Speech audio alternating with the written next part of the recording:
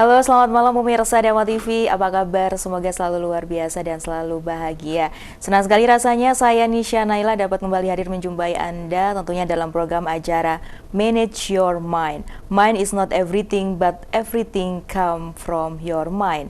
So, manage your mind. Ya pemirsa Dama TV, pada kesempatan kali ini Manage Your Mind akan membahas tema yaitu Hikmah Jumat Agung dan Peringatan Paskah. Untuk membahas tema tersebut, kali ini sudah hadir di studio Dama TV yang terhormat Pendeta Krista BP Andrea MTH. Beliau merupakan Presidium Agama Kristen Protestan FKUB Kota Malang. Langsung saja saya sapa. Shalom. Shalom, salam jumpa. Salam jumpa. Bagaimana kabarnya, Pendeta? Puji Tuhan, baik. Baik selalu ya. Terima kasih sehat. Kehadirannya. Sudah Sama-sama. Berkenan hadir di Studio Dama TV. Ya. Ini temanya luar biasa sekali, Pendeta ya, terkait hikmah Jumat Agung dan peringatan Paskah. Sebelumnya Pendeta boleh menyapa pemirsa Dama TV terlebih dahulu. Silakan. Shalom para pemirsa yang terkasih. Tuhan memberkati para pemirsa sekalian. Selalu sehat, selalu bijaksana, dan selalu mengasihi setiap orang. Amin.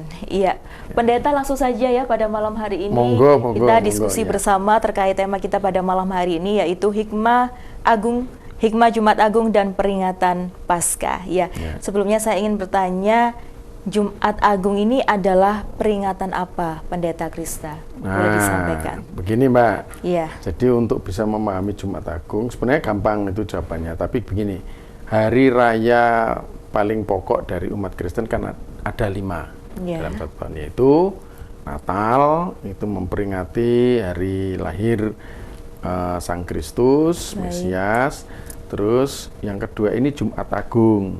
Jumat Agung ini memperingati kematian Sang Kristus, kematian Yesus Kristus. Kemudian Paskah itu memperingati kebangkitan Yesus Kristus. Terus yang keempat itu adalah hari kenaikan. Kenaikan Yesus Kristus atau mi'rajnya Yesus Kristus. Dan yang terakhir itu hari pencurahan Roh Kudus atau Pentakosta. Nah itu. Jadi ada 5 ya? Ada 5, kayak balon. Balonku ada 5. Nah berarti untuk Jumat Agung ini merupakan hari kematian ya Yesus Kristus. Betul, ya. peringatan dan penghayatan akan kematian Kristus. Baik. Kemudian sejak kapan Jumat Agung ini diperingati, Pendeta Krista? Jadi dalam tradisi Yahudi sebenarnya perayaan yang lebih cenderung untuk diperingati adalah perayaan kematian seseorang. Ya. Sedangkan perayaan ulang tahun itu sebenarnya bukan perayaan gaya Yahudi. Nah, di dalam Alkitabnya orang Kristen, satu-satunya di dalam Alkitab yang menulis tentang perayaan ulang tahun itu adalah ulang tahunnya Herodes. Justru tokoh yang tokoh antagonis yang diperingati. Sedangkan peringatan hari lahir Nabi, hari lahir Sang Mesias juga di Alkitab itu tidak ada. Mereka lebih cenderung memperingati hari kematian leluhur. Itulah sebabnya maka Jumat Agung itu juga diperingati sejak Yesus itu meninggalkan para murid naik ke sorga. Itu sudah langsung diperingati. Tahun berikutnya itu oleh para murid sudah diperingati sebagai pelanjutan dari tradisi Yahudi. Jadi para murid yang pertama itu murid-murid angkatan pertama itu kan dari orang Yahudi semua. Nah, itu jadi masih lekat lah tradisinya itu. Jadi ya sejak awal memang sejak awal itu dilakukan peringatan kematiannya itu. Baik. Nah, apakah umat Kristiani ini mempercayai bahwa hari sengsara dan wafat Yesus Kristus ini merupakan hari suci? Iya. Nah, 5 tadi itu sudah masuk. 5 tadi hari sucinya orang Kristen ya. Masuk. Ya. Apakah juga peringatan dari Jumat Agung ini merupakan misalkan ada suatu budaya atau peringatan-peringatan yang bisa dilalui oleh umat Kristiani begitu? Jumat Agung ini kan sebenarnya peringatan kedukaan. Baik. Ya, sehingga Jumat Agung ini juga dirayakan. Jadi kalau untuk hitungan kita, jadi gini, untuk memahami kalender Yahudi itu kita harus bisa memahami perbedaannya dengan kalender kontemporer sekarang. Jadi satu, mengenai hari, orang Yahudi itu hitungan harinya dimulai ketika hari itu ketika matahari tenggelam di ufuk barat. Itu berarti harinya berganti. Itu yang pertama. Terus pada zaman Yesus itu konsep bilangan 0 belum ada. Konsep bilangan 0 itu baru ditemukan sekitar abad ke-5 sampai ke-7 di India. Artinya apa? Karena konsep bilangan 0 belum ada, maka angka 1 itu ditaruh di 0. Jadi gini umpamanya, saya janjian sama Mbak Nisa. Iya. Ayo kita ketemuan hari hari Minggu. Kita ketemuan 3 hari lagi. Jika kita ini ngomongnya pada hari Rabu, maka 3 harinya kita adalah dimulai 0. Hari Rabu termasuk 0. Iya. Kamis 1, Jumat 2, Sabtu 3. Berarti kalau menurut kita yang hidup pada zaman sekarang, 3 hari lagi ketemu, kalau itu ngomongnya hari Rabu, maka ketemunya hari Sabtu. Nah, kalau orang Yahudi karena belum punya konsep bilangan 0 pada waktu itu, maka hari Rabu itu sudah dihitung 1. Ya. Rabu 1, Kamis 2, Jumat 3. Jadi ayo kita ketemu 3 hari lagi. Nah, andai kata orang Yahudi pada waktu zaman itu ditransfer begitu ke zaman sekarang, janjian sama kita mesti nggak ketemu. Karena buat mereka 3 hari itu adalah ketika janjian sudah dihitung 1. Kalau kita kan besoknya. Nah, kalau dilihat dari hitungan hari itu memang dengan menghayati seperti itu, maka kita bisa melihat perbedaan begini. Yesus menjanjikan akan bangkit pada hari yang ketiga. Orang sekarang bingung. Hari ketiga itu kan harusnya Senin karena ngitungnya pakai hari sekarang. Nah, maka kalau pakai hitungan Yahudi pas Jumat, Sabtu, Minggu 3. Nah, kemudian sebelum pada hari Jumat awal orang Yahudi itu berarti Kamis malam kalau kita. Itu dilakukan perjamuan kudus. Ya, jadi pada hari Jumat awal berarti itu Kamis malam bagi kita, itu kita melakukan perjamuan kudus. Nah, karena perjamuan kudus dilakukan Yesus menjelang dia disalib. Itu ya. Iya. Ternyata hitungannya harus jelas karena antara kita dengan mereka berbeda. Dan ini kalau kita nggak paham, kacau ini. Kita baca Alkitab jadi bingung. Nah, itu. Baik, tapi tidak ada istilahnya perdebatan ya di situ walaupun harinya berbeda begitu? Perdebatan terjadi hanya karena orang nggak paham. Jadi pemahaman kontekstual yang tertulis di dalam kitab suci itu kan harus dipahami betul. Oh, maksudnya ini, oh maksudnya itu, oh hitungan harinya beda gitu. Gitu. Iya, baik Pendeta Krista. Jadi kalau di detik sekarang tidak ada perdebatan. Iya. Baik Katolik, Kristen Ortodok, Timur, Kristen Protestan nggak ada masalah. Baik, Pendeta Krista. Kemudian Jumat Agung ini merupakan momen umat Kristiani memperingati kisah sengsara dan wafatnya Yesus Kristus di kayu salib. Ini bisa diceritakan bagaimana, Pendeta Krista? Ya, jadi puncak dari karya Yesus itu adalah mengorbankan dirinya, memberikan dirinya untuk orang lain. Jadi pemberian korban itu sebenarnya merupakan tradisi yang sudah lama di wilayah Timur Tengah sejak zaman Sumeria, Mesopotamia. Jadi kalau ada orang yang bersalah, kalau di kita itu kan sekarang tradisinya didenda. Ya, orang keliru itu didenda, orang salah dihukum kan begitu. Nah, kalau zaman dahulu itu penebusan salahnya atau penghapusan salahnya dengan mengorbankan binatang piaraan. Biasanya kalau orangnya kaya ya lembu, kalau orangnya kurang begitu kaya, kelas-kelas menengah itu ya kambing atau domba. Kalau kelas bawah itu biasanya burung merpati, yang itu yang dikorbankan. Nah, kenapa Yesus ini adalah kurban yang sempurna? Ya, kalau lembu, domba, burung merpati itu kan fana. Ya, jadi setiap kali bersalah harus melakukan korban lagi. Tetapi kenapa Yesus ini adalah kurban yang sempurna? Karena dia tidak berdosa. Karena kalau menurut aturan pengorbanan Abraham itu, ini adalah kurban yang sempurna, yang tidak bercacat, yang sulung. Ya kan ada aturannya, korban itu harus sulung, terus laki-laki karena patriarkat, terus tidak bercacat, ya. Nah, itu yang disebut dengan sempurna. Nah, dia adalah kurban yang paling sempurna untuk menebus siapa? Menebus dosanya manusia.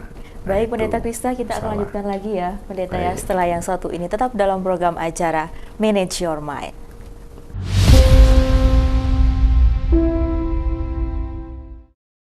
Masih dalam program acara Manage Your Mind, Mind is not everything, but everything come from your mind. Bersama saya Nisha Naila dan tentunya Pendeta Krista BP Andrea MTH, selaku Presidium Agama Kristen Protestan FKUB Kota Malang.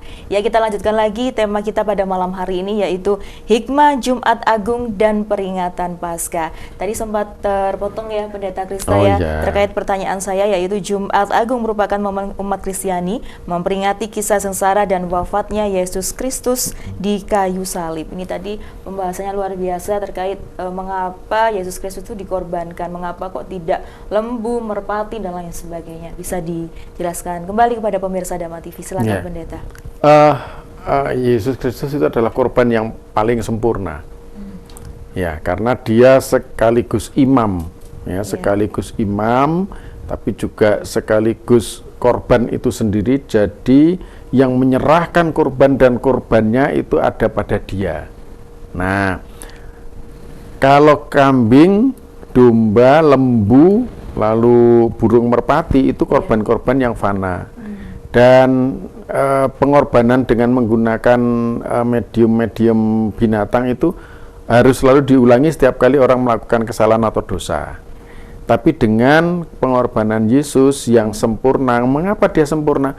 Karena dia itu adalah pangejowantan, penjelmaan dari Allah sendiri, dari firman Allah. Ya, jadi firman Allah itu menjadi daging, ya, menjadi manusia. Nah, karena dia adalah firman Allah itu sendiri, maka dia itu sempurna, tidak berdosa, tidak bercacat, sulung, dan memenuhi syarat paling sempurna dari persembahan Abraham, standar persembahan Abraham itu. Jadi karena itu maka cukup sekali Yesus itu dikorbankan untuk seluruh umat manusia yang percaya kepadanya. Baik. Itu. Ini luar biasa sekali ya. Kemudian apa makna kematian Yesus Kristus bagi umat Kristiani? Tadi kan ceritanya dikorbankan ya. Artinya dikorbankan ini bagaimana? Bagi umat Kristiani itu berarti membuka kesempatan yang luas supaya orang Kristen tidak lagi menjadi takut untuk mengerjakan sesuatu, ya, tidak lagi ditakut-takuti oleh kesalahan atau ditakut-takuti oleh dosa. Tapi bukan berarti kemudian orang Kristen jadi seenaknya. Banyak juga orang Kristen yang karena ya sudah ada korbannya Yesus, tapi kemudian dia nggak bertanggung jawab lagi atas hidupnya. Nah, yang justru diteladankan oleh Yesus adalah supaya kita meneladani dia. Dia sudah mau berkorban buat kita. Artinya apa? Keselamatan kita itu menjadi sebuah kepastian. Kecuali kita sendiri yang membatalkannya. Ya kan? Kecuali kita sendiri yang membatalkannya, Tuhan sudah memberikan peluang yang begitu luas kepada kita supaya kita bisa melakukan yang baik. Itulah sebabnya maka orang Kristen pun perlu meneladani sikap pengorbanan ini juga buat orang-orang lain. Jadi daripada egois, maka pengorbanan Yesus itu mengajarkan supaya kita tuh altruis, memberikan diri kepada orang-orang lain, tidak sibuk untuk mencari segala sesuatu bagi dirinya sendiri, tapi dirinya sendiri diberikan untuk orang lain. Nah, jadi itu. dalam kehidupan sehari-hari secara konkretnya umat Kristen itu mau untuk mengabdi begitukah? Mau untuk melayani, mau untuk mengasihi gitu, iya. Ya, jadi sesama manusia begitu kepada sesama manusia, kepada alam, peduli pada alam lingkungan, peduli kepada kebersihan lingkungan, nah itu. Baik, pendeta, ini maknanya bagus sekali ya dalam kehidupan sehari-hari untuk meneladani peristiwa kematian Yesus Kristus ini bagi umat Kristen. Selanjutnya, mengapa Allah ini membuat penebusan dosa manusia melalui kematian Yesus? Begini, jadi korban-korban yang selama ini ada, itu adalah korban-korban yang sebenarnya dalam tanda petik itu korban yang tidak cukup ya, kalau untuk menebus dosa manusia. Dosa manusia itu tidak cukup kalau dibayar hanya dengan lembu atau dibayar dengan domba atau dibayar dengan merpati. Harus ada sesuatu yang lebih besar, dan pengorbanan melalui Yesus itu untuk menunjukkan bahwa kasih Allah itu sedemikian besar bahwa yang dikasihinya sendiri, firman-Nya yang menjadi manusia itu justru dikorbankan. Kalau di dalam Kristen Protestan itu ada istilah sola gratia. Sola gratia, sola itu hanya, gratia itu anugerah atau karunia. Jadi kita selamat itu hanya karena anugerah Allah.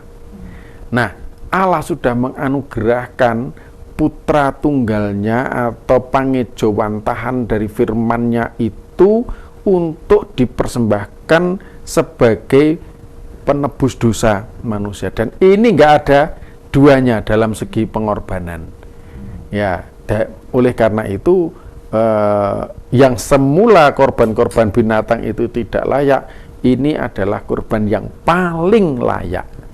Nah itu, yaitu Yesus Kristus, manusia Yesus Kristus. Kemudian penderitaan Yesus di salib ini juga merupakan wujud solidaritas Allah kepada manusia. Ini bisa dijelaskan pendeta, maksudnya bagaimana ini?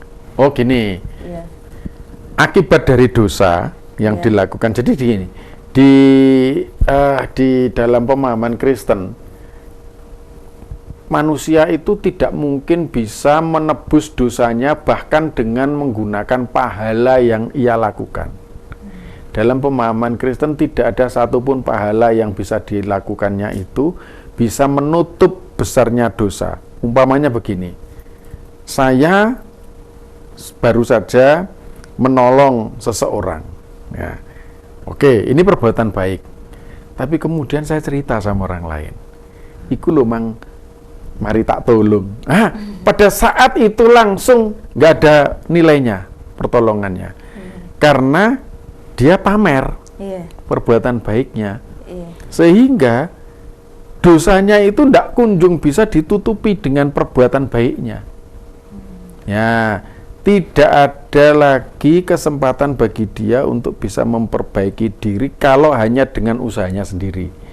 Itulah sebabnya ada inisiatif dari Tuhan untuk menyelamatkan manusia. Caranya melalui apa? Caranya melalui Yesus Kristus. Dengan begitu maka kita menjadi tidak takut, aduh aku kok mlebu swarga apa mlebu neraka, misalnya gitu ya. Jadi tidak ada lagi keraguan-raguan, wis kalau gitu saya tak berbuat baik, walaupun itu sebenarnya nggak mencukupi untuk menutupi dosa-dosa saya, tetapi saya masih selalu punya harapan karena Allah sudah mengorbankan putra tunggalnya bagi dosa-dosa yang tidak bisa saya lunasi itu. Artinya berbuat baik itu tidak harus dipamerkan begitu kan, atau dicerita-ceritakan begitu. Perbuatan baik itu kan bukan untuk dikomersialkan. Iya. Perbuatan baik kan itu tidak untuk karena gini, orang berbuat baik itu tidak meninggikan dirinya sama sekali di hadapan Tuhan. Ya, karena Tuhan itu sangat menghargai perbuatan yang ikhlas. Kalau sudah saya pamer gitu, apa yang kepingin, ya ini punya pamrihnya apa? Mungkin pamrihnya terkenal, atau mungkin pamrihnya kepingin dipuji. Nah itu. Nah, tapi kalau berbuat baik begitu ya, tapi dengan keadaan seperti itu bagaimana? Apakah mendapatkan pahala atau justru itu tidak sampai gitu kepada Allah, Pendeta Krista? Berbuat baik tapi kemudian misalnya dipamer. Itu misal ya, contoh ya dipamer. Ya itu batal sudah, ora ono gunane. Ya, jadi sebaiknya kita itu berbuat atau bisa bermanfaat dengan orang lain harusnya disimpan saja gitu ya, tanpa dipublikasikan. Iya, enggak usah dipublikasikan. Ya, kemudian penderitaan Yesus ini menjadi acuan bagi manusia, khususnya umat Kristiani dalam memandang penderitaan hidup. Nah, ini bagaimana Pendeta Krista? Orang atau manusia itu terbatas. Ya, keterbatasan ini seringkali membuat ia menderita. Mengapa menderita? Karena dengan keterbatasan itu dia akan menemukan bahwa tidak semua hal ia bisa lakukan. Aku kepingin menolong tetapi ternyata jaraknya jauh. Misalnya saya ingin menolong korban dari orang-orang atau korban dari para perampok di perompak laut Somalia, tapi gimana caranya coba? Ya, jadi orang yang suka menolong itu akan menderita ketika ambisi menolongnya itu melampaui kemampuannya. Nah, karena itu kita harus melihat penderitaan itu secara ikhlas. Ya wis aku gak iso nulungi, Tuhan paling sudah memakai orang lain kan gitu. Jadi kita memberikan pertolongan itu apa yang bisa kita jangkau, apa yang bisa kita lakukan. Nah, jadi itu penderita, itu motivasi baik, Mbak. Iya. Orang bermotivasi baik saja bisa menderita, apalagi bermotivasi buruk. Nah, kalau bermotivasi buruk itu kan egois, dan orang egois itu orang yang hanya memikirkan kepentingan dirinya sendiri. Mementingkan kepentingan orang lain saja kita itu bisa menderita, apalagi mementingkan diri kita sendiri. Ya, baik, Pendeta Krista, kita akan lanjutkan lagi ya setelah yang satu ini, tetap dalam program acara Manage Your Mind.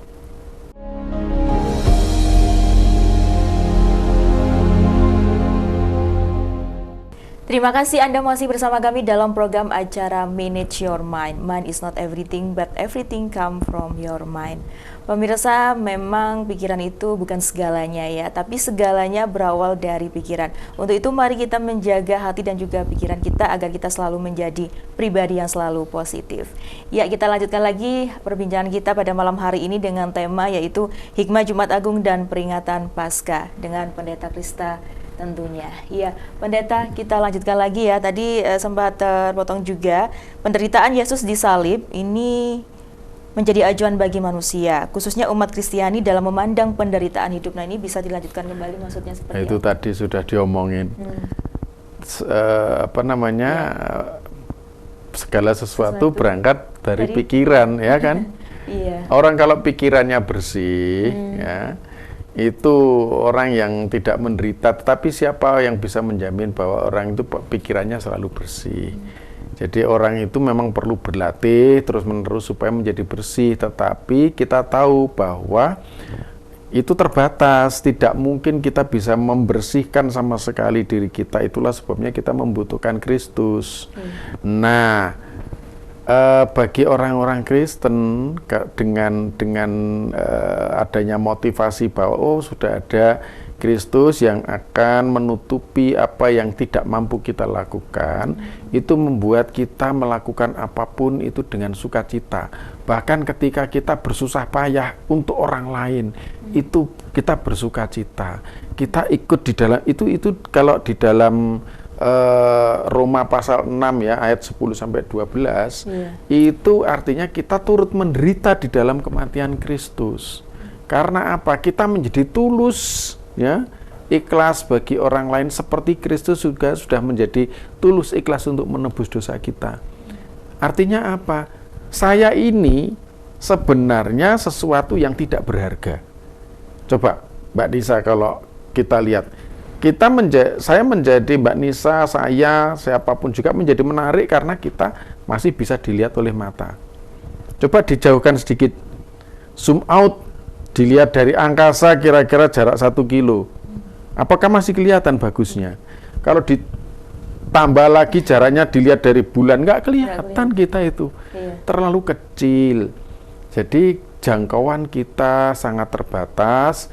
Tetapi sebenarnya kita yang tidak berguna itu, ini ternyata diberi penghargaan luar biasa oleh Tuhan, yaitu apa? Dia masih berkenan untuk memberikan peluang keselamatan yang besar bagi kita. Itulah sebabnya, maka kita bersyukur. Caranya bersyukur bagaimana? Dengan melakukan hal yang sama, berkorban untuk orang lain. Nah, itu. Itulah sebabnya ya tidak perlulah kalau kita dibuat menderita oleh orang lain itu, kemudian kita terus terlalu mengeluh gitu ya. Ya enggak apa-apa gitu kan. Bersyukur begitu. Bersyukur ya wes, mungkin masih belum paham gitu kan. Orang lain masih belum paham kan gitu. Sehingga kita bisa lebih ikhlas untuk menjalani hidup ini itu. Jangankan dengan orang lain, Mbak, dengan istri atau suami kita kan kadang-kadang kita. Tapi kalau kita ikhlas itu, bagaimanapun juga istri atau suami kita itu is the best. Nah, sama, kita juga adalah is the best bagi Kristus, karena Kristus kita menjadi the best di hadapan mata Allah, gitu. Ya, Pendeta Krista, apa saja bentuk ibadat dalam peringatan Jumat Agung, ibadat sabda, ibadat penghormatan salib, dan ibadat komuni kudus? Nah, ini maksudnya bagaimana? Nah, di dalam kekristenan Protestan kan ibadat ini pusatnya adalah mimbar. Itu artinya pusatnya adalah mendengarkan khotbah firman ya. Firman ini berarti wejangan. Dasarnya apa? Dasarnya bukan pikirannya si pengkhotbah, tetapi dasarnya adalah kitab suci. Nah, dari kitab suci ini Tuhan mengatakan apa? Jadi selalu ada ibadah sabda. Jadi yang berpusat pada sabda. Tetapi menjelang pada saat Jumat Agung itu juga dilakukan yang namanya perjamuan kudus. Perjamuan kudus itu simbolisasi dari kita menerima pengorbanan Kristus dan mau untuk disucikan oleh Kristus sendiri melalui pengorbanannya itu. Nah, di situ ada medium, yaitu roti. Nah, roti ini sebenarnya roti harusnya tidak beragi, tidak berasa entah asin. Jadi tawar, roti yang bukan roti tawar ini, tapi roti yang sama sekali tidak berasa. Dan kalau di tempat aslinya itu karena tidak beragi, maka dia lebih keras. Ya, tidak empuk karena tidak ada raginya, tidak ada pengembangnya. Jadi ini roti yang betul-betul hanya dibuat dari bahan bakunya saja. Nah, roti ini lambang dari kekuatan. Kekuatan untuk apa? Kekuatan untuk hidup. Jadi ketika orang Kristen menerima roti perjamuan kudus dan kemudian memakannya, itu sebenarnya simbol bahwa dia mengamini kekuatanku untuk hidup ini hanya berasal dari Allah yang telah mengutus anaknya Kristus itu sebagai korban yang agung bagi penebusan dosa saya. Maka terbukalah semua jalan-jalan untuk menata, untuk meniti masa depan. Kemudian ada juga yang setelah makan itu minum anggur. Nah, anggur ini ya tentu bukan sampai mabuk ya. Bukan begitu. Mengapa anggur? Karena di Timur Tengah itu pada masa itu anggur ini adalah alat jamuan biasa gitu loh, suguhan biasa, tetapi memang anggur ini dibikin istimewa sehingga ya nggak banyak Mbak, Ya, satu ya. sloki begitu. Bagi yang kuat, bagi yang tidak kuat bisa digantikan oleh air putih. Ya, jadi ini istilahnya itu apa ya, sunnah gitu, tidak harus anggur gitu, tidak harus anggur gitu. Terus itu diminum, ini lambang kehidupan. Jadi begini, pemahaman orang Yahudi, kehidupan Yahudi kuno pada waktu itu, kehidupan itu letaknya pada darah. Karena orang-orang pada waktu itu melihat kalau orang itu darahnya terus keluar, entah karena dibacok, entah karena kecelakaan, maka dia mati. Itu artinya, oh kalau gitu nyawa itu ada di dalam darah dan dia keluar dari tubuh bersama-sama dengan darah. Tapi kan itu pemikiran masa lalu. Iya. Jadi darah itu simbol kehidupan. Jadi kalau saya minum anggur perjamuan itu artinya pengakuan bahwa kehidupan saya selama ini hanyalah berasal dari kasih karunia Allah, sehingga ia mengikhlaskan putra tunggalnya untuk mati, mengucurkan darahnya, kehilangan nyawanya, supaya apa? Supaya saya hidup. Jadi bukan orang Kristen itu kayak Dracula gitu, mengkonsumsi darah, enggak begitu maksudnya. Itu simbol ya, itu simbol. Jadi simbolnya itu anggur. Dalam beberapa kontekstualisasi atau akulturasi yang dilakukan, kadang-kadang ini anggur itu juga bisa diganti misalnya dengan bandrek gitu kan. Karena itu simbol. Yang paling penting kan bukan simbolnya, tetapi apa yang disimbolkan itu. Bandrek dari tape itu ya? Iya, ya bisa. Atau seperti tadi, karena ada orang yang mengalami masalah dengan kesehatan, kalau minum anggur malah bisa langsung bertemu Tuhan. Maka dia pakai air putih gitu ya. Nggak masalah. Buat kami simbol-simbol semacam itu bukan yang utama, sebab tanpa penghayatan akan kehidupan yang diberikan Yesus, kita mau minum satu ember pun nggak ada gunanya anggur itu. Nah setelah itu mungkin ada ritual lain selain makan roti tawar, kemudian sebelum itu, jadi masa Prapaskah itu kita melakukan puasa. Ada puasanya? Ada puasanya. Ya, puasanya itu 40 hari. Iya. Jadi tetapi di kita itu kan puasa tidak kita blow up gitu ya. Dia puasa diam-diam, dan itu yang bisa bisa mengukur ya dirinya sendiri. Kalau nggak kuat puasa, bertarak misalnya. Bertarak ini apa istilahnya ya? Putihan gitu. Bukan, bertarak ini membatasi. Nah, misalnya selama masa Prapaskah 40 hari sebelum Paskah itu saya puasa tidak makan nasi, misalnya gitu. Jadi selama itu nggak akan makan nasi, selain nasi atau olahan dari beras misalnya begitu. Atau selama itu saya punya tekad, jadi puasanya itu bentuknya macam-macam, bisa merupakan nazar.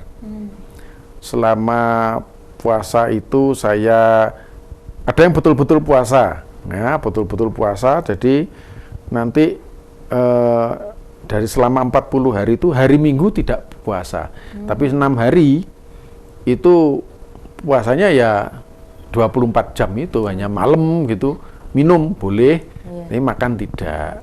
Selama 40 hari. Selama 40 hari, kecuali hari Minggu. Hari Minggu itu boleh orang makan, tapi boleh juga tidak. Baik. Ya. Kita akan lanjutkan lagi ya. Oke. Setelah yang satu ini tetap dalam program acara Manage Your Mind.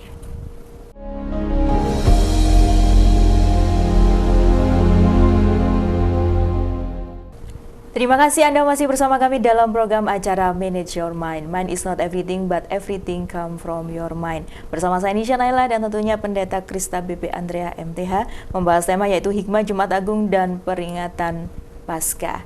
Ya Pendeta, di pertanyaan saya selanjutnya ini karena pembahasan kita selain Hikmah Jumat Agung, tapi juga ada peringatan Paskah. Pertanyaan saya adalah pengertian Paskah itu apa Pendeta? Paskah itu artinya melewati atau Passover ya. Jadi melewati. Apa yang dilewati Paskah itu di dalam ajaran Kristen itu ada dua, yaitu Paskah Yahudi dan Paskah Kristen itu sendiri. Nah, jadi kalau kita merujuk pada tradisi agama Yahudi itu punya 3 hari besar, 3 hari suci utama. Yang pertama itu adalah Paskah. Paskah itu memperingati keluarnya bangsa Israel dari perbudakan di Mesir. Nah, untuk memaksa Fir'aun agar membolehkan bangsa Israel keluar dari Mesir, Tuhan itu kan membuat 10 tulah, 10 kutukan, mulai dari air menjadi darah, kutukan pertama sampai kutukan terakhir itu kematian anak sulung. Jadi ketika malaikat maut itu lewat di setiap rumah tangga, semua yang sulung mati. Entah itu ternaknya, entah itu yang sulung mati. Termasuk anaknya, termasuk kalau misalnya istri atau suami itu sulung. Nah, untuk menghindari itu dan hanya kutuk itu hanya kena kepada orang Mesir, maka mereka harus memberikan kurban. Kurbannya itu adalah ya bisa lembu, bisa domba seperti tadi. Terus darahnya kurban itu dioleskan pada, kalau sekarang kusen. Kalau rumah dulu kan nggak ada kayunya, ya kan, batu kan, itu dioleskan sebagai tanda bahwa mereka itu adalah pengikut Yahweh, penyembah Tuhan Allah. Nah, jadi ketika malaikat melihat, oh ini pengikut Allah, jadi tidak dihukum orang-orang anak-anak sulungnya tidak mati.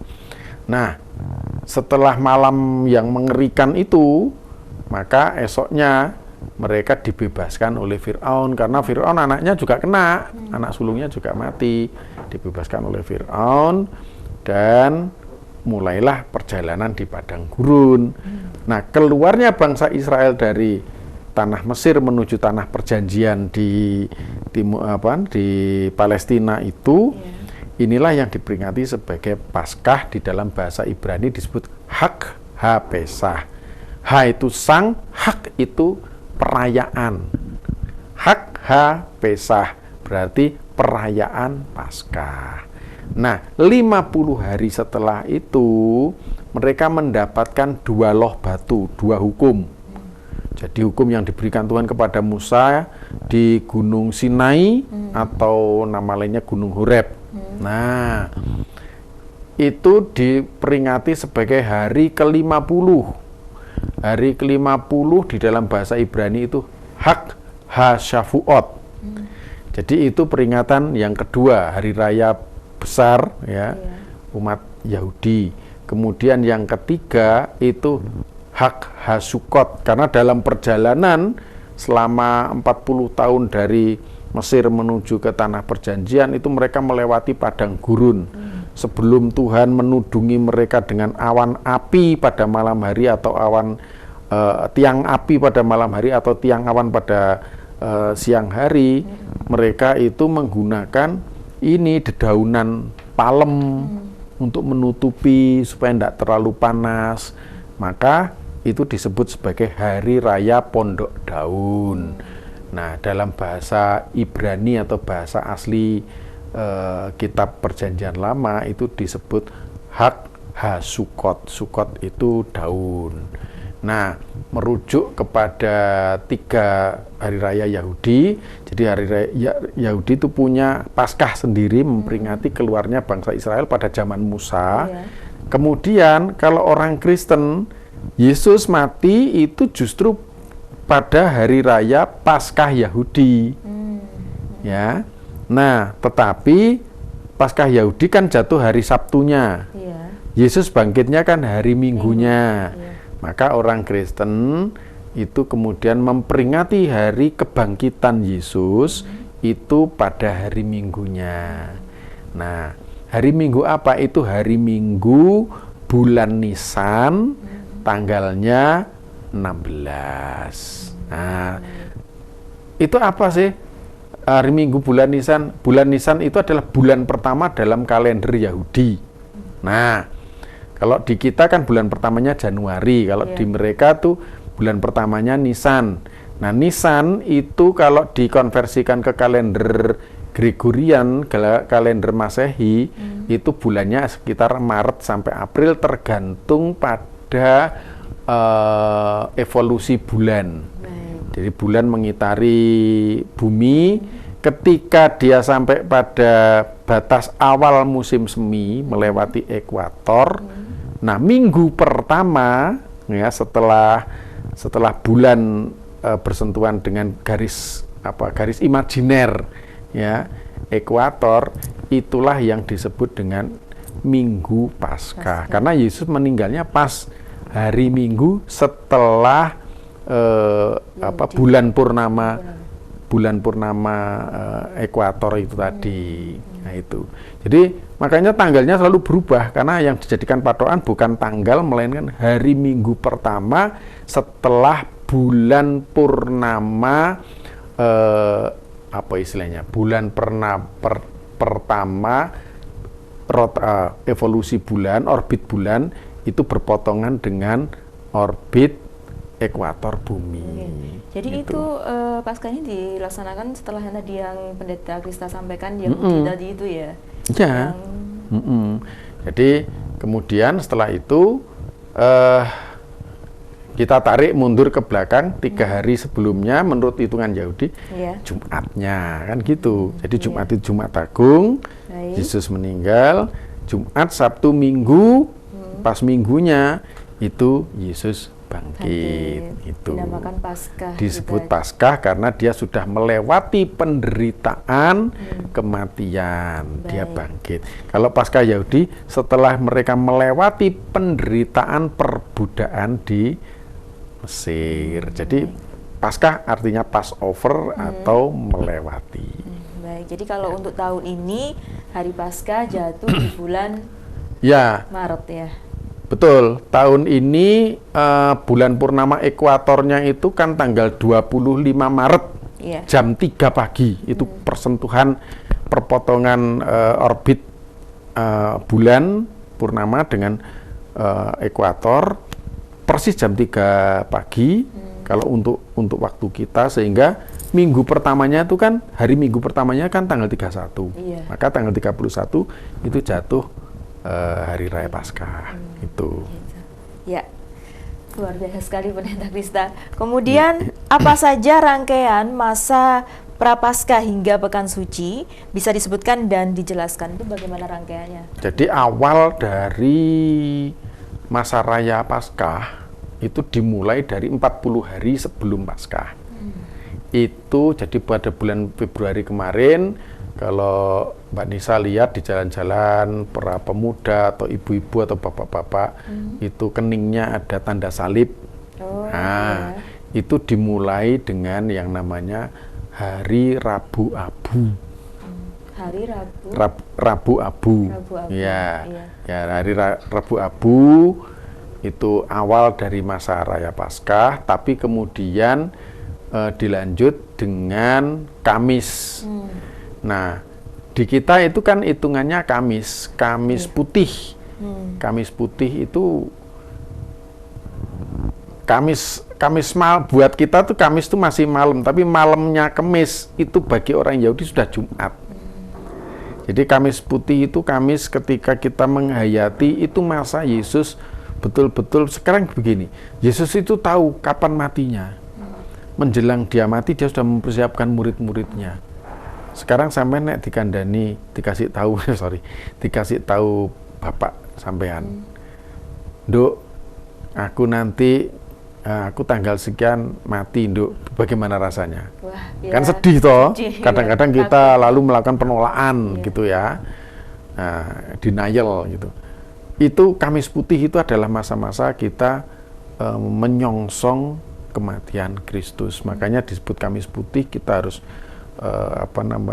memutihkan diri, membebaskan diri dari segala keinginan-keinginan buruk, karena kita mau konsentrasi kepada bagaimana kita bertindak seperti Kristus yang altruis, tidak egois, memberikan dirinya kepada orang lain. Itu adalah waktu di mana pada hari Jumat, hari pertama, dia melakukan perjamuan kudus. Jadi perjamuan kudus kalau di hitungan tanggal kita itu dilakukan hari Kamis malam, tapi kalau buat orang Yahudi itu sudah hari Jumat awal. Oke, luar biasa sekali Pendeta Krista. Sami-sami. Karena waktunya hampir pukul 8 malam, Pendeta Krista, saya masih ingin bertanya-tanya lebih lanjut sebenarnya ya. Boleh seri 2 bisa. Ya, next episode ya Pendeta Krista ya. Sebagai closing statement Pendeta Krista, apa saja nilai atau hikmah yang bisa dipetik dari peringatan Jumat Agung dan juga perayaan Paskah? Silakan kepada pemirsa Dhamma TV. Yang pertama berkaitan dengan Jumat Agung.